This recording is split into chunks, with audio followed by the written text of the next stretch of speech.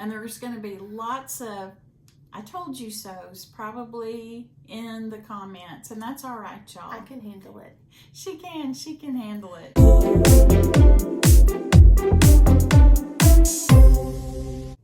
Hi, I'm Melony. Hi, I'm Molly, and welcome to our channel. That light, I did not realize, is so bright. It's very bright, isn't it? Oh my goodness. But maybe we look a lot better. Maybe right? It washes out wrinkles and stuff. Mm-hmm. So we want to say first, thank you for being here. You can't do that the whole I know, but it's so bright. Okay, well, try to distract yourself and look over there. So we want to say thank you for being here. We would love it if you would go ahead and like the video, and if you're not a subscriber, to subscribe. To see dots. This is not going to be good. So what do you want me to do? Nothing. Okay, I'm going to be professional. Okay, be professional. And just... Please like and subscribe and share if you so choose. I've already said that. Oh. Okay. So we need to get into the meat and potatoes of this whole situation. And we need to start off by announcing our giveaway winners. We had 2 books. I hope it was 2, and I haven't forgotten a third one. Well, you almost were going to give a third, Yes. and then you decided to keep it. Yes, I was selfish and decided to keep it. But one of these days, it'll show up in a giveaway because it was a good book by Francine Rivers. But we are going to give away 2 Tessa Afshar books, which is one of my newest favorite authors who writes in biblical times and brings that period of time to life. And I have found her to be quite excellent, and I hope whoever gets this will enjoy it. And we have 2 winners of 2 of the books, and our winners are Donna Bowen. So Donna Bowen, if you would please send me, how does this work? You help me out on that. Please let me know your address. We will have our email in the description. Email us. Yes, email us and give me your address. And the other winner is Susan Shigaro, and I hope I say that right.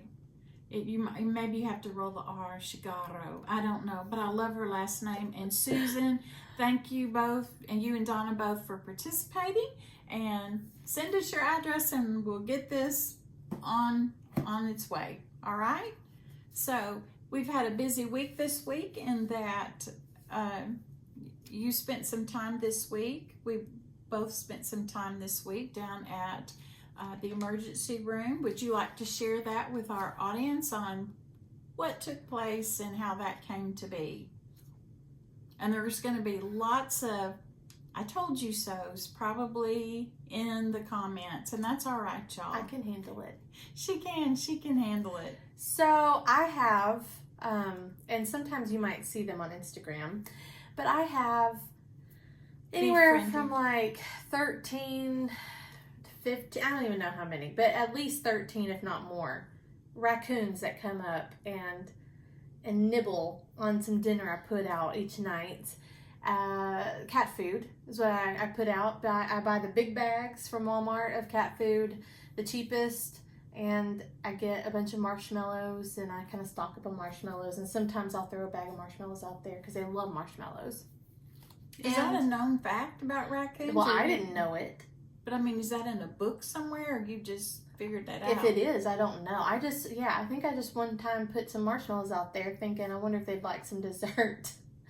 And they did. Okay. And I think that they also like grapes. They like watermelon, because I've put out watermelon rinds after I've cut my watermelon, and they'll eat that. Yeah. But I thought that raccoons were nocturnal and that they only come at night. But let me tell you, these raccoons, it's more of a seasonal thing. Like during the summer, they come anywhere from 10:30 in the morning to 1 o'clock in the afternoon is when I start seeing them come up. And that's on Saturdays when I'm at home. And they come up to the window and they look around a little bit, and then that way I know that they're ready to eat. And they come anywhere from there, and then they do come all night. So I'm not really sure when they're sleeping. Yeah. But I love feeding these raccoons, and they're adorable, and they're so cute. And I just love them.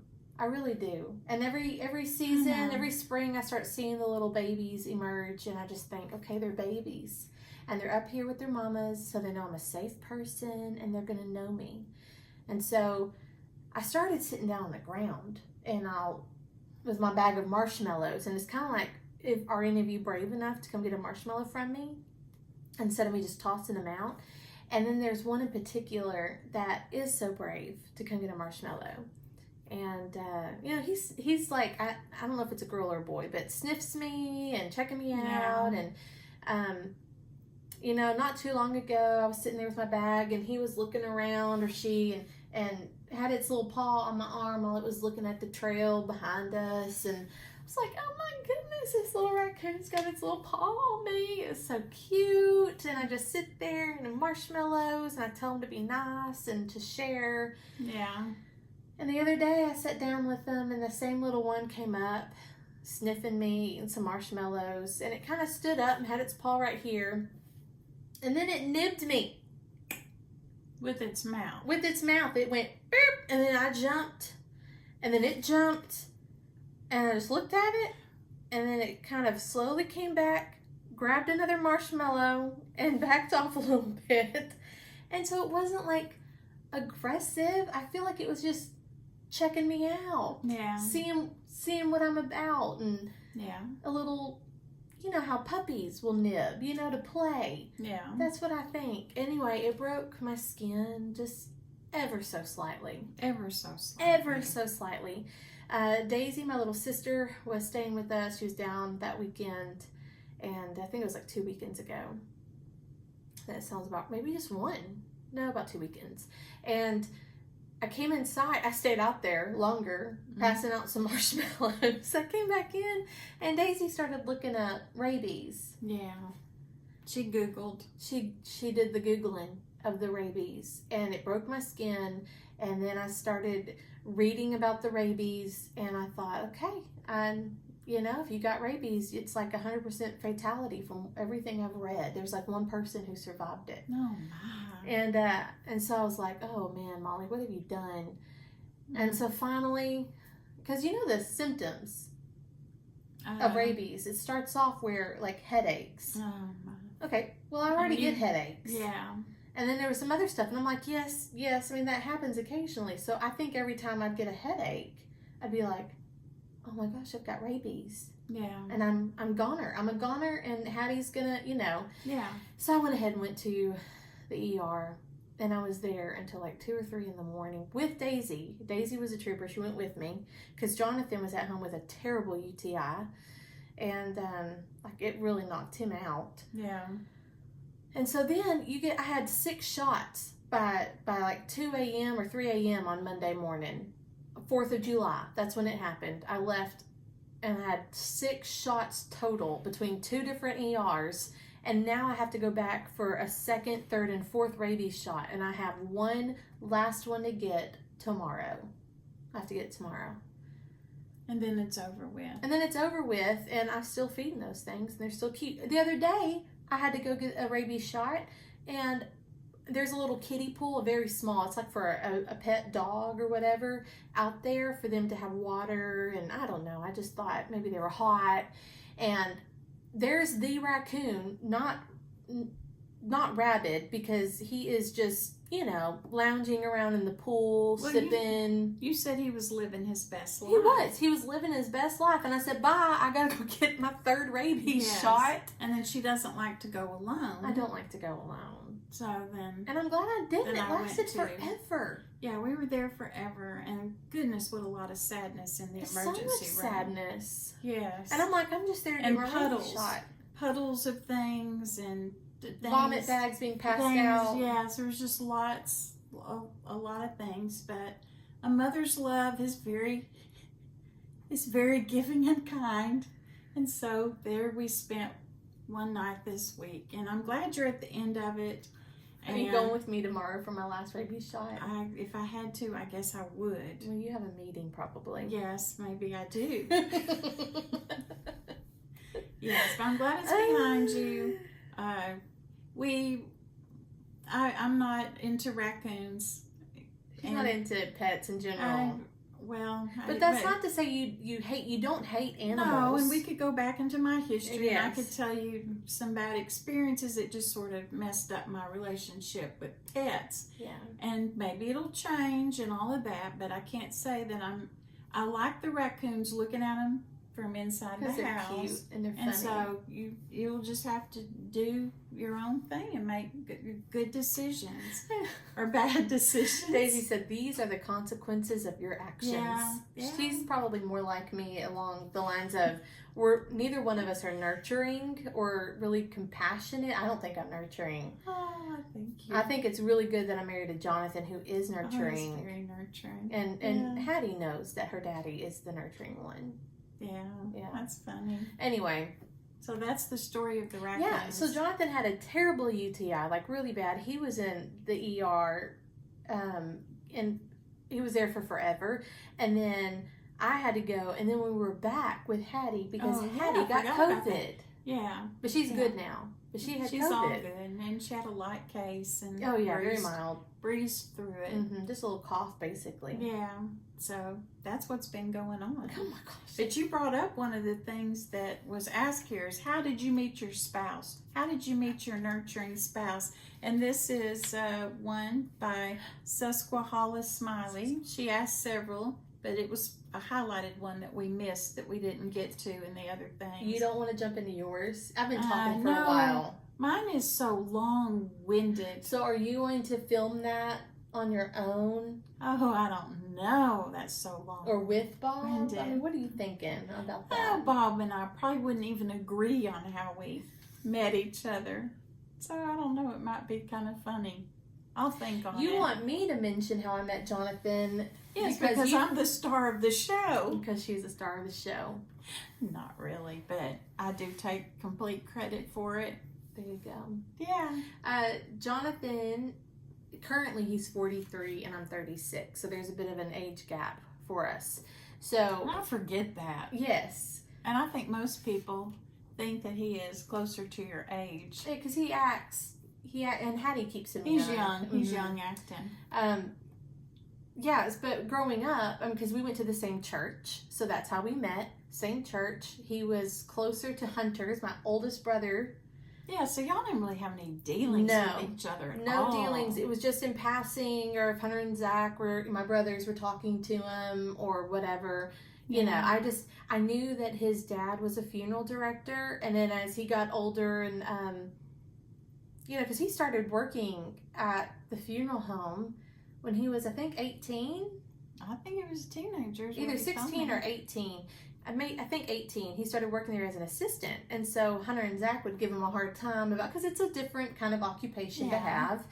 And so I just remember just a few of those little conversations growing up. Yeah, and I don't think my path ever crossed with him. Yes, we go to a pretty large church. I don't think our paths ever crossed. I remember in the youth group one time I was there. It was like a summer night, Wednesday night Bible study because things were all a little different. And Jonathan and a group of his buddies walked through after we had already started. So we were in a different location because it was a summer. It was just different. They walked in and they are just covered in mud. Because I think they went mudding before Bible study. Oh my goodness. And so I just remember he played in the youth band. He played the guitar. Yeah. At one point he had long hair. He had blue hair. He was, he's had his tongue pierced. He's had eyebrow piercings. He's had his ear pierced. He can still put a paper clip through his tongue. It's my word. And so this is the man that I've married. Yeah. It's like. Well, the story that I remember, the only story I remember is about him having a mohawk that was so tall that he had to drive with his head out the window. And see, I don't remember a ton of that kind of stuff. Well, I just remember that from Hunter and Zach. Yes. And that story came together after, well, you go ahead and continue on. Okay, so years later. So that's what I remember of him in the youth, and there's the age gap. So, I'm like young, when you're looking at it from youth years. That's a big gap when you're young. Those ages, yeah. So, I remember I was working at Starbucks at the time, and I just remember going through like a spiritual, just not darkness, but dry, desert, kind of just lacking in feeding myself spiritually and feeling like I was trying to minister to those around me. So giving, but not ever really receiving what I needed to continue to give. Anyway, and I remember talking to Mom about that and just some of the challenges, and I was kind of depressed, and I really wasn't connected into a church body. And your dad had died. Oh, You were dealing with all that. I mean, yeah. So my dad had died, so my life just kind of felt... It was in a kind of just this down. Weird season of life, and not in a joyful way, one that you really had to just... Yeah. Anyway, and so Mom, because at one point I did... I was in the youth band. I would sing in the youth band, and so Mom was like, "You need to go to choir." Because Molly has a beautiful voice. She hasn't used it very much, but she has a beautiful voice. I've lost some of it because I don't use it enough. Yeah, you gotta use it. You gotta use it, you lose it. Do y'all think that if you need to use what you've been, what you've been gifted with? Yeah, that's true too. Because there's other things where it's not just singing, but other things that you need to use it and practice and do it. Yeah. So you were like, you gave me a challenge. Well, I felt it really strongly that you should go to choir. And I'm not saying I heard an audible voice of God or anything like that, but I just felt as your mother and just in every way, I just felt like that is where she needed to be, was in choir. It just seemed the right thing to say to you. Yeah, but then you told me I had to commit to 7 times or something. I think I just said 3. I think you said I think I tried to talk you down to 3. We may have negotiated. We probably compromised. Yeah. So I went. And the first time I went, okay, there was check, did that, Mom said this many, and I told her I would, so I was trying to follow through. And then the second time I went, Jonathan was there in the choir, because he and his brother, they were in the choir for a long, long time. Well, Jason is. And they're very musical. Yeah, Jonathan, he currently is not, but, he's probably again someday. But, so Jonathan was there the second time, and I don't know if that was I don't know if it was the second time or the third time, but either way, there was a lot of eye contact happening and smiles. Oh yeah. And then after choir, I was leaving. Stefano was going to pick me up. My friend of mine was going to pick me up because he had to borrow my car because his car was in the shop. And I'm like, just use mine, just come get me, Yeah. And so I was waiting on Stefano, and Jonathan was talking to me, so that just kind of limited our interaction. But the next thing I know, he found me he messaged me on, is it MySpace? It's like back in the day, y'all, MySpace. And he was like, look, we should go get sushi. So I thought, here's this guy who I knew had been engaged once and it didn't work out. Yeah. Was engaged twice, really, but it didn't work out. Yeah. And I'm just thinking, here's this guy. There's not really a whole great community of my age people, singles, not college, not, we don't really know where we fall. I'm like, he probably just wants to have I've had guy friends my entire life, so I really didn't think it was a date until the end of it. I was like, oh, this is a date. Yeah. I thought he just wants a friend and someone to hang out with. Yeah. So. Something really clicking along. Is that Addie walking around probably in high heels? Probably. Yeah, so within the year, we started dating in January, the end of January, because February rolled around and we couldn't celebrate. I remember Jonathan saying, we can't celebrate our 1-month anniversary because February is a short month. Oh. And then we were married in September. Yeah. January and September. I knew immediately that, this is it. This is it. This is who I prayed for. He's wonderful. He grew up. When I hear stories about him, it's so funny because he's grown up to be such a wonderful, strong, godly man. It's just absolutely incredible. Amazing. He's wonderful. He doesn't have any of his piercings currently in. Not that would even matter to me. You would look at him and go, wait, this is the same guy? And it is. Because he wears a suit every day, and so you wouldn't think this is the same guy with the blue hair that had to drive like this down the, He's dependable. I just can't say anything. He's the nurturer of our family. Oh, yeah, and funny and kind. Yeah, I could go on servant. and on. I know. Yeah, I really could. I could go on and on too. Yeah, I mean, he's just good man. No one could put up with me and the rabies shots and everything else that I put him through. No one.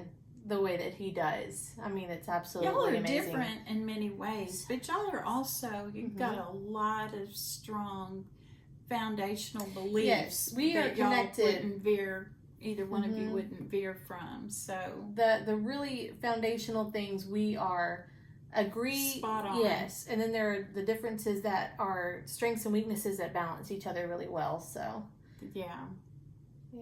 I know that was probably a lot, but no, you need to put a picture in here of a few of put some of your pictures in there. Y'all, I was trying to find a picture of me and Hattie the other day, and I almost said, Jonathan, you have got to take more pictures of me.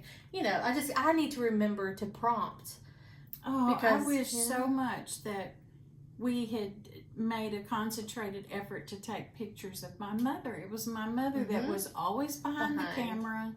And a lot of times with us going, oh, we don't want to stop and make a picture. Oh, do we have to?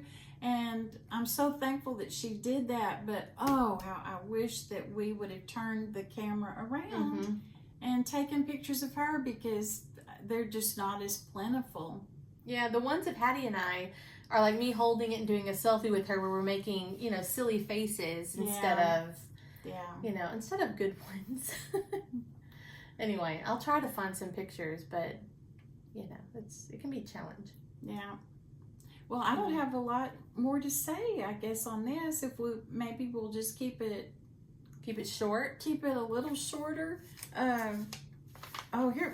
How about what's another phobia you have? I know, and I'm wondering. Flossie asked this. Yes, Flossie. Did we say we had a phobia? Well, I'm wondering if she's about your my MRI. Yeah, that's what I was thinking. Claustrophobia. Claustrophobia. There you go. Yes, I have lots of quirks. I don't know if I would call them phobias, but I do have lots of quirks. I would say a couple of.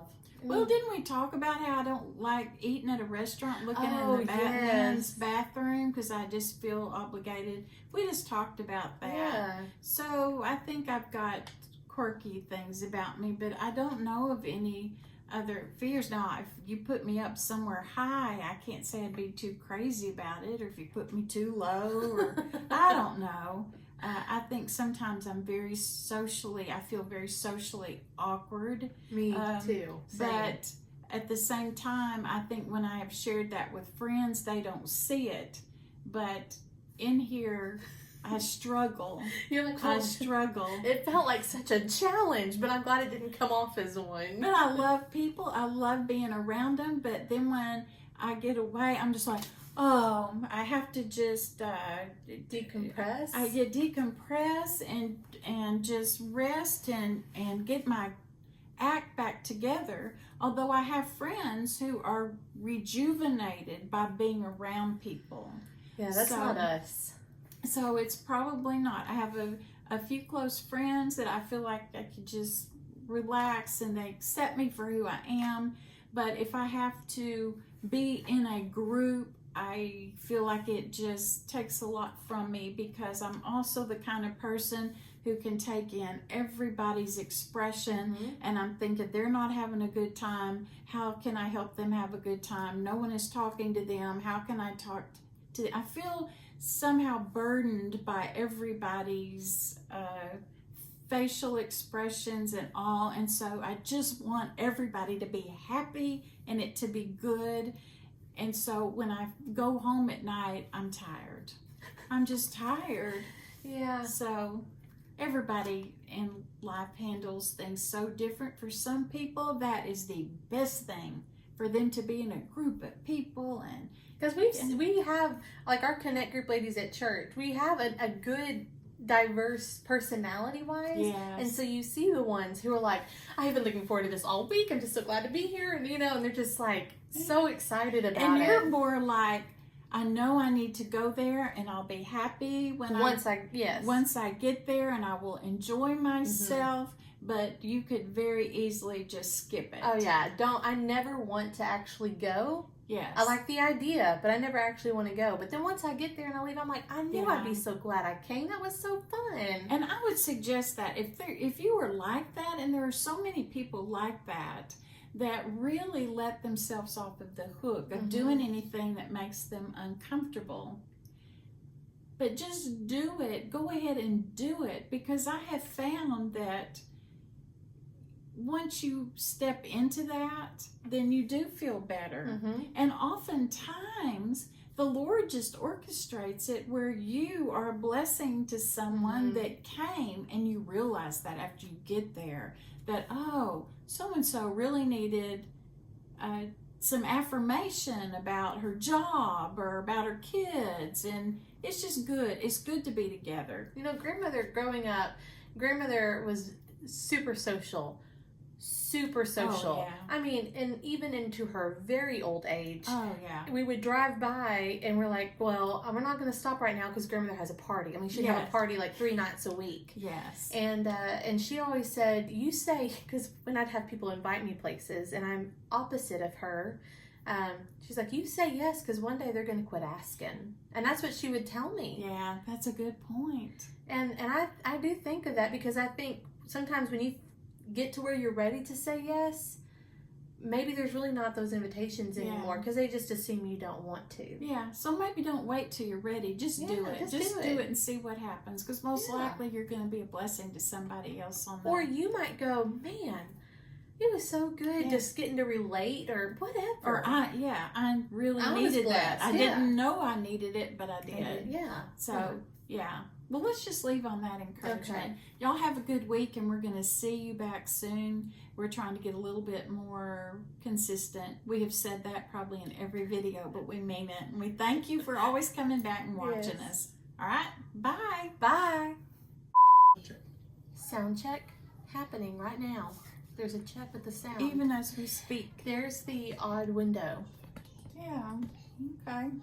And it gave us room for this day bed. Yeah, so it doesn't bother me awful. I don't really care. I'm just ready to. Some things like outside of the house, I really want to care about. I'm just curious how you're gonna do, because it's a bunch of decision making for someone who's not a decision maker. I know. And then you can't only have an opinion when it is against Bob's opinion, and that's the only time you speak up. That's the only time I want to speak up, is if I disagree with him. But you need to also have moments where you get to agree with him and say, oh yeah, I'm right on track with you on that. Okay, I'll say that more to him. That way, when you do have to interject, on track with you. He's not like, you're against everything.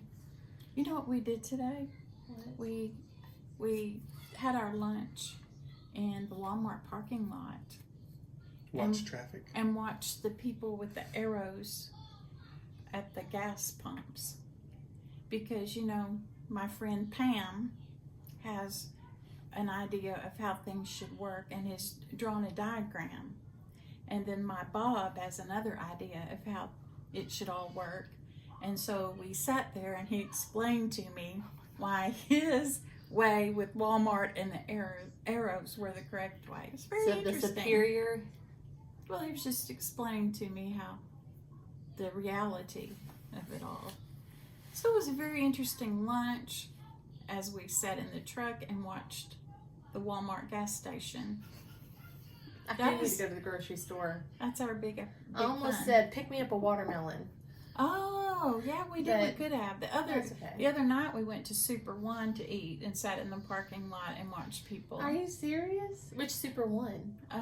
The one on 80. That's my favorite. Fun. It was fun. That's the best Super One. We saw helpful people, not helpful people, strange situations, not bad situations, just I wished better for them. You could tell they were struggling. Anyway. I need to go get a watermelon. Right. Well, Bob had it's fun. Bob had just a spontaneous consultation with the manager of the fruit department at Super One at Albertsons today, and getting his information on how to tell if a cantaloupe is ripe, and there was some other fruit he was uncertain of. A cantaloupe and something else. Oh, I don't know what it was.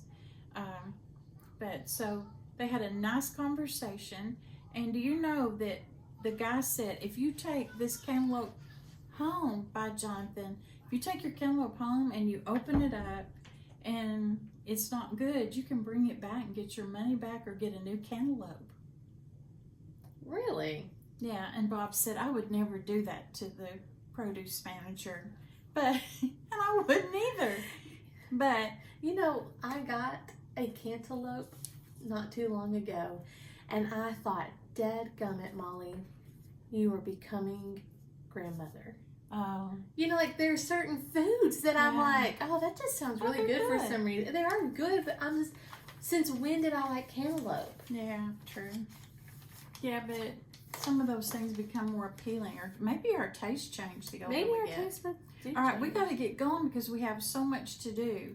I don't even know what we're doing. Well, we're breaking things. We're not going to do a long video. Let's just break it up into like 15 or 20 minute segments. We can try. Okay, let's try our But best. don't be looking at me when I'm talking and I'm going to feel like, oh, I'm going to talk about stuff. Okay. Because sometimes I feel the pressure from your eyeballs. Well, sometimes I just feel like we're boring them and we need to move on. But not you boring them, just like, I don't, that's just me, Molly. Don't worry about it. I'm not gonna worry Okay, about it. so let's just say hello, and got to do that, and okay. All right, you ready? All right.